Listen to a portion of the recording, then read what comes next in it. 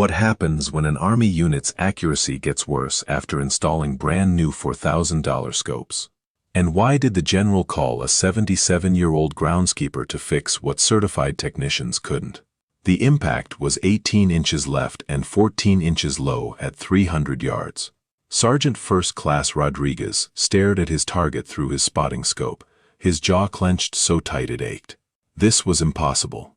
Yesterday, with his old beaten-up scope, he'd been hitting center mass consistently. Today, with a pristine new Schmidt and Bender that cost more than his first car, he couldn't hit a man-sized target from 3 football fields away. This is unacceptable. Captain Meyer's voice cut across the range like a whip crack. He stood behind the firing line, arms crossed, watching his entire sniper section fail qualification for the 3rd consecutive day. We just installed $4,000 scopes on every rifle. State-of-the-art German engineering. And you're shooting worse than recruits. The range at Fort Campbell was baking under a merciless Tennessee sun. 8 shooters, 8 brand new premium scopes, 8 failing scores. Every single soldier was printing groups that would embarrass a novice. Shots wandering across targets with no predictable pattern. Zero retention completely gone. A rifle zeroed in the morning would be off by 6 inches in the afternoon. Rodriguez spoke up, his voice tight with frustration. "Sir, permission to speak freely. These new scopes are the problem. My old Leupold wasn't fancy, but it held 0. This expensive glass won't hold anything." "Negative, Sergeant," Meyer snapped back. "The problem is not $4,000 worth of precision optics. The problem is somewhere between the stock and the scope." He tapped his temple. "Figure it out." Behind him, Staff Sergeant Chen spoke up from his shooting position. "Sir, I adjusted my 0 this morning. Dialed in perfect. 2 hours later, I'm hitting a foot low again. The scope's not tracking right. Did you check your scope caps? Your mounting screws?" Meyer demanded. "Yes, sir. Everything's tight. Everything's right. It just doesn't work." Meyer's frustration was boiling over. They had a major evaluation coming in 2 weeks. His entire section was supposed to demonstrate the new equipment to visiting brass from the Pentagon. Instead, they looked incompetent. He pulled out his phone, already composing the email to procurement, blaming the scope manufacturer, demanding refunds, threatening contracts. 50 yards away, an old man pushed a lawn mower across the grass berm that bordered the range. The mower's engine was loud enough that he heard nothing of the shouting, the frustration, the blame. His name was Robert Kane, but everyone just called him Bobby. He was the groundskeeper for the shooting complex, a job that consisted mostly of mowing, picking up brass, and being invisible. He wore faded overalls over a checked shirt, a battered ball cap shielding his face from the sun, and work boots held together more by duct tape than leather. His hands were spotted with age, his back permanently bent from decades of labor. The soldiers barely registered his existence. He was part of the landscape, as permanent and unremarkable as the berms themselves. Bobby had been watching, though. He'd watched the installation 3 days ago, when the excited technicians had mounted those beautiful German scopes. He'd been trimming weeds near the cleaning tables when they'd arrived with their cases of precision optics and their confident swagger. 3 days ago, Bobby had paused his weed trimmer when he'd heard them setting up. 2 civilian technicians from the optics company, plus the unit's master armorer, Sergeant Willis. Good kid, Willis. Eager, certified, but young. Bobby had watched Willis pull out a torque wrench, had watched him set it to 25 inch-pounds, the same setting he'd use for the steel rings on the unit's M110S. But these weren't steel rings. These were aluminum, lighter, more precise, but softer. 25 inch-pounds would deform them, crush the scope tubes they held. Bobby had taken a step forward, his mouth opening to say something. Then he'd stopped. Who was he? A groundskeeper. These were certified professionals with clipboards and credentials. What would they think if the old man who mowed the grass tried to tell them their job? So he'd said nothing. Just watched as they'd mounted scope after scope, torquing every ring to 25 inch-pounds. Watched as they'd installed high rings when these shooters clearly needed medium. Watched as they'd set the eye relief too far back, afraid of recoil that these rifles barely had. He'd watched them make every mistake, and he'd said nothing. And now, 3 days later, he watched the consequences. Good soldiers doubting themselves. Expensive equipment blamed. Frustration building like a thunderstorm. He shut off his mower for a moment, wiped his brow, and squinted at the firing line. He could see Rodriguez's rifle from here, could see the way the scope sat in its rings. Too high, he thought to himself. And those rings are crushing the tube. That's why Zero won't hold, the erector assembly's binding. He said nothing. Nobody asked the groundskeeper his opinion about anything except where to dump the spent brass. The crisis escalated when Captain Meyer made a call to battalion. Within an hour, a convoy of 3 vehicles pulled up to the range. Out stepped Lieutenant Colonel Foster, the battalion commander, his face grim. He'd brought the unit's master armorer and 2 civilian technicians from the company that sold them the scopes. For 2 hours, they tested.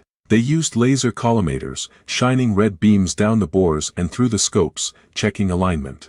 They checked ring alignment with precision feeler gauges, sliding the thin metal strips between ring and tube, looking for gaps. They verified torque specs with certified digital wrenches. They examined ammunition lot numbers, checking for inconsistencies in powder charges. They blamed the heat. Tennessee in August could warp anything. They blamed the humidity. Maybe moisture was getting into the nitrogen-purged tubes. They blamed the barometric pressure, changing air density affecting ballistics. They pulled out chronographs and measured muzzle velocities.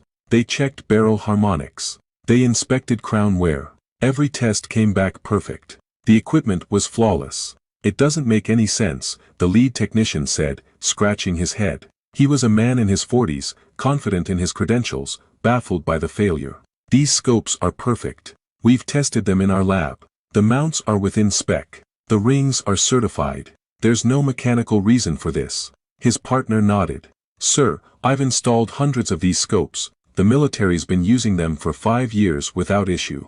This is the first time we've ever had a problem like this. Lieutenant Colonel Foster stood in the observation tower, watching through his binoculars as another shooter sent a round 2 feet left of his target. He was a quiet man who'd commanded troops in 2 wars. He knew the difference between equipment failure and human error. This was neither. This was something else. Something everyone was missing. He lowered his binoculars and made a decision. He pulled out his phone and scrolled through his contacts until he found a number he hadn't called in 5 years. It rang 4 times before a gravelly voice answered. Bobby, it's Tom Foster. I need you to look at something. There was a pause on the other end. Colonel, I'm just the groundskeeper now. I don't need a groundskeeper, Bobby. I need the best rifleman I ever met. 20 minutes later, the old groundskeeper was standing in front of the battalion commander's vehicle, still wearing his grass-stained overalls, holding his ball cap in his weathered hands. Up close, Foster could see the man had aged. The shoulders were more stooped, the hands more gnarled. But those eyes, sharp and clear and the color of winter sky, those hadn't aged a day. Bobby, my snipers can't hit. Brand new scopes, top of the line, and they're shooting like it's their first day on a rifle. Bobby nodded slowly. I saw the install, Colonel. 3 days ago. You see anything wrong? Might have, Bobby said carefully. Wouldn't want to step on any toes though. You got certified folks here. Foster's expression hardened. Bobby, I don't care about toes. I watched you set up rifles for Olympic shooters. I watched you prep the rifle that won gold in Athens. If you saw something, I need to know. The walk back to the firing line was quiet. The entire unit watched as their battalion commander approached with the old groundskeeper.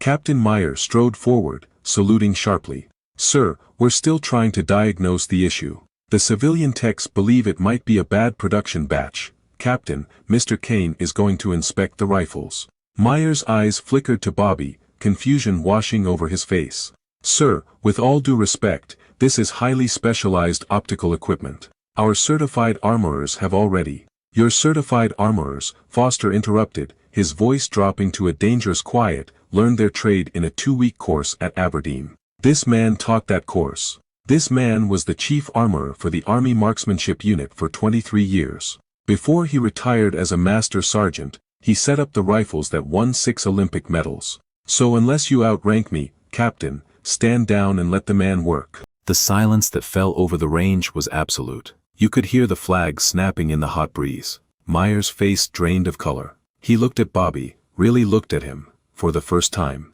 "The Army Marksmanship Unit. I didn't know, sir." "Nobody asked," Bobby said quietly. Rodriguez stepped forward from the firing line, his rifle still in his hands. "Master Sergeant, you're the Bobby Kane. I read your manual at sniper school. Precision rifle setup and maintenance. The one with the blue cover. Wrote that in '94, Bobby said with a small nod. Updated it in 2003. Staff Sergeant Chen spoke up, his voice filled with awe. "You set up the rifle that Sergeant First Class Harris used in Athens. The one that won gold at 300 meters. That was Sarah," Bobby said, a slight smile crossing his face at the memory. "Good shooter. Better person. She's a colonel now." The reveal hung in the air. The invisible groundskeeper wasn't a janitor. He was a legend hiding in plain sight, pushed aside by retirement and bureaucracy, relegated to mowing grass and picking up brass. Bobby walked to the first rifle on the bench, Rodriguez's weapon. He didn't pick it up immediately. He just looked at it, his head tilting slightly, studying the scope from different angles. The way a jeweler might examine a diamond, looking for flaws invisible to normal eyes. Then his weathered hands reached out and touched the rear scope ring, pressing gently. "Too tight," he murmured. "Way too tight." He reached into his overall pocket and pulled out a small Allen wrench, a simple L-shaped piece of hardened steel, worn smooth by decades of use. He loosened one screw on the ring by perhaps half a turn. He touched the tube of the scope, pressing gently with his thumb, feeling for resistance. Then he tightened the screw again, his fingers moving with surprising precision. "These rings," he said, loud enough for everyone to hear, his voice taking on the tone of a teacher, "are aluminum. Good rings, solid manufacturing. But they got installed with steel ring torque specs." He looked at the master armorer. "What did you torque these to?" Sergeant Willis stepped forward, his face already reddening. 25 inch-pounds, Master Sergeant. That's what the manual said." "For steel rings," Bobby corrected gently, not unkindly. "Steel can handle 25. These aluminum rings, 15 inch-pounds maximum. At 25, you're crushing the scope tube. Not much, just a few thousandths of an inch, but enough to bind the erector assembly inside. That's why zero won't hold. The scope's fighting itself every time it tries to adjust. The springs inside can't move freely." He moved to the next issue. "And this scope height." He gestured to the rings, which sat tall on the rail. "You used high rings. These boys need medium. See how the shooter has to crane his neck up to get behind the scope. That changes head position, changes cheek weld, changes eye relief with every shot. Everything's inconsistent because the fit is wrong." The civilian technicians looked at each other. The lead tech opened his mouth, then closed it. The master armorer's face was scarlet. Bobby pulled out a small inch-pound torque wrench from his other pocket, a worn park tool that looked older than some of the soldiers watching. The kind of tool a man carries for decades because it's reliable and true. He began methodically working his way around the ring screws. Loosen, check alignment with his thumb, tighten to exactly 15 inch-pounds. The clicks of the wrench were the only sound on the range, rhythmic and precise. Then he addressed the scope height. "I can't fix this properly right now, you'd need medium rings, and those aren't here. But I can shim it temporarily." He produced a thin strip of rubber from his toolbox, cut from an old bicycle inner tube. He placed it between the bottom of the ring and the rail, raising the scope slightly and bringing it closer to the shooter's natural eye line. "Temporary fix. Proper fix is getting the right height rings. Medium lows, probably." He worked with absolute focus, his gnarled hands moving with the precision of a watchmaker. Despite the arthritis that clearly bent his fingers, despite the tremor in his left hand when it was at rest, the moment he touched a rifle, everything steadied. Years of muscle memory took over. Next, he checked eye relief, the distance from the shooter's eye to the rear of the scope. He loosened the rings and shifted the entire scope forward 3/4 of an inch, measuring the distance by feel and experience. "Eye relief's critical," he explained, falling into the cadence of a man who taught this lesson 1,000 times. Too far back, you get scope bite when the rifle recoils. Too far forward, you lose field of view and your eye box gets finicky, the clear sight picture becomes too narrow. Most of these were mounted too far back because somebody was afraid of recoil. But these rifles barely kick. You want the scope as far forward as comfortable. Gives you consistent sight picture, shot after shot. He worked down the line. 8 rifles. Methodical. Systematic. Check the torque. Adjust the height. Set the eye relief. Check the level, making sure the reticle was perfectly vertical. Each rifle received 10 minutes of focused attention. The young soldiers watched him work with growing awe. This wasn't a technician following a checklist. This wasn't someone who'd learned from a manual. This was an artist who understood his medium at a molecular level, who could feel problems that instruments couldn't measure. When he reached the 6th rifle, belonging to a young specialist named Morrison, he paused. "This scope's got another problem," he said quietly. He looked through it, adjusting the parallax knob on the side. "Parallax is set wrong. You zeroed this at 100 yards? "Yes, Master Sergeant," Morrison said. "But you're shooting at 300 today. Parallax needs to be set for the distance you're shooting. Otherwise, the reticle and target aren't on the same focal plane. Creates apparent movement that isn't real." He adjusted the knob. "There. Now it's set for 300. When he finished the last rifle, he stood slowly, his back protesting audibly. He wiped his hands on a rag, looked at the row of corrected rifles, and nodded to Colonel Foster. "They'll shoot now." Foster turned to the firing line. "Rodriguez, you're up, 5 rounds at 300. Rodriguez approached his rifle with a mixture of hope and skepticism. He'd been shooting for 12 years, he knew his weapon. But he settled behind the rifle and immediately felt the difference. The scope sat at a natural height, his cheek found the stock without searching. His eye found the scope's sweet spot instantly, the sight picture crisp and wide. The crosshairs sat steady on the target. He aimed at the center of his target, took a breath, let half of it out, and squeezed. The rifle cracked. A moment later, the spotter's voice came through, "Hit. Center mass, 10 ring." Rodriguez fired again, barely believing it. "Hit. 2 inches right of first. Still in the 10 ring. Again. Hit. Touching the second shot. Again. Hit. Half-inch group so far." The 5th round completed a group the size of a baseball at 300 yards. Rodriguez stood up from the rifle, his hands shaking slightly, disbelief on his face. It's perfect. It's shooting like a different rifle." "Same rifle," Bobby said quietly. "Just set up right." One by one, the shooters took their turns. Staff Sergeant Chen printed a 4-inch group, all 10s and 9s. Specialist Morrison, the youngest shooter, fired his first ever perfect score at 300 yards. Corporal Williams, who'd been ready to request reassignment out of the unit, put 5 rounds into a 3-inch circle. By the time the 8th shooter finished, the entire range had transformed. The targets told a story of precision restored, tight clusters, consistent impacts, 0 holding solid through multiple strings of fire. The rifles that had been failing for 3 days were suddenly performing like the precision instruments they were meant to be. Captain Meyer stood watching, holding Morrison's target in his hands.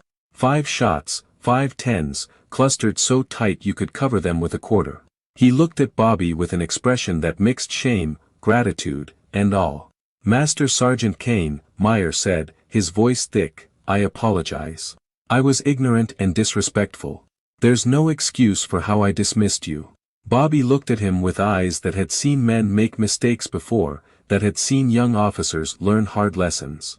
"Captain, you were doing your job. Protecting your range, trusting your people. But sometimes the answer's not in the manual. Sometimes it's not in the certification course. Sometimes you gotta feel it. You gotta listen to what the rifle's telling you." The civilian technician approached, his earlier confidence replaced with humility. "Mr. Kane, sir, I've been installing scopes for 15 years. I thought I knew what I was doing." "You do know," Bobby said. "You just learned the new way. Digital torque wrenches, laser collimators, all that's good. But you can't forget the fundamentals. Can't forget that aluminum and steel are different. Can't forget that every shooter's different, every rifle's different. The specs are a starting point, not the ending." The sun was setting when Bobby climbed back onto his lawnmower. The range was closing down, the soldiers packing up their equipment, their spirits lifted, their confidence restored. Colonel Foster walked over before Bobby could start the engine. "You saved us," Foster said quietly. "Again. Just like you did at Benning in 03. just like you did at Perry in '98. Bobby shrugged, uncomfortable with praise. Just tightening some screws, Tom. Making sure glass sits right on steel. You know it's more than that. Foster paused, choosing his words. Why didn't you say something 3 days ago? You saw them install these wrong. Bobby was quiet for a long moment, his hands resting on the mower's steering wheel. Nobody asked the groundskeeper, he said simply. Wouldn't have been my place. They had their credentials, their procedures. Who am I to tell them different? You're the man who wrote those procedures, Foster said, frustration creeping into his voice. Wrote 'em a long time ago, Bobby replied. Things change. New equipment, new techniques. Maybe I'm just old-fashioned. Old-fashioned got us 8 perfect scores today, Foster said. Old-fashioned saved careers. Old-fashioned proved that experience still matters. Bobby started the mower's engine, then looked back at the colonel. Take care of those boys, Tom. They're good soldiers. Just needed their equipment set up right. The next morning, Rodriguez was waiting when Bobby arrived to unlock the equipment shed. The sergeant held 2 cups of coffee, steam rising in the cool morning air. Master Sergeant Kane, Rodriguez said, using the rank that Bobby had held decades ago but never insisted anyone remember.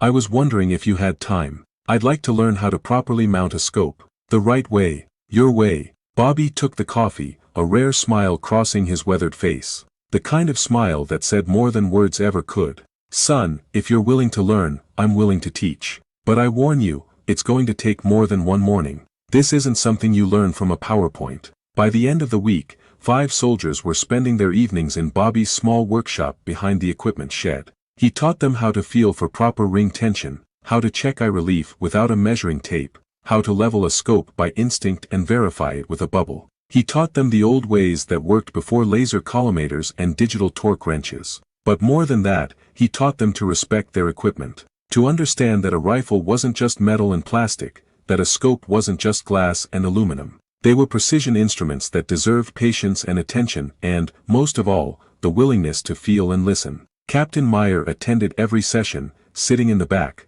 taking notes like a private in basic training. And Bobby Kane, the groundskeeper who everyone had overlooked, became what he'd always been, a teacher, a master. A guardian of knowledge that couldn't be learned from manuals. The greatest experts are often the ones we walk past every day, mistaking their humility for irrelevance. True mastery doesn't need a uniform or a title, it just needs hands that remember, eyes that still see what others miss, and the patience to teach those willing to learn.